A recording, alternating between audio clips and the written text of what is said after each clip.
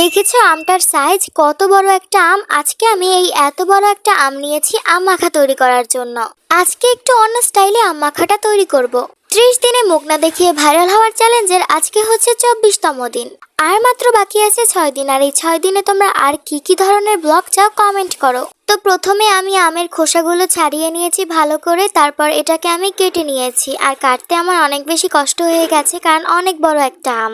ছুরি দিয়ে কাটতে কষ্ট হয়েছে, বটি দিয়ে কাটলে অবশ্য কষ্ট হতো না। তো আমগুলো কিন্তু ভালো করে কেটেছি আর লম্বা লম্বা করে ফ্রেঞ্চ ফ্রাইজ সাইজে কেটেছি, কারণ আমি আজকে এই স্টাইলেই হচ্ছে আম মাখা তৈরি করব। তো আজকে আমি যেহেতু একটু অন্য স্টাইলে আম মাখাটা করব, তার জন্য আমি একটা বক্স নিয়ে নিয়েছি। তার মধ্যে আমগুলো যে কেটেছিলাম সেগুলো ঢেলে দিয়েছি। এরপর সেই বক্সের আমের মধ্যে আমি মরিচের গুঁড়ো, লবণ আর চিনি দিয়ে দিয়েছি।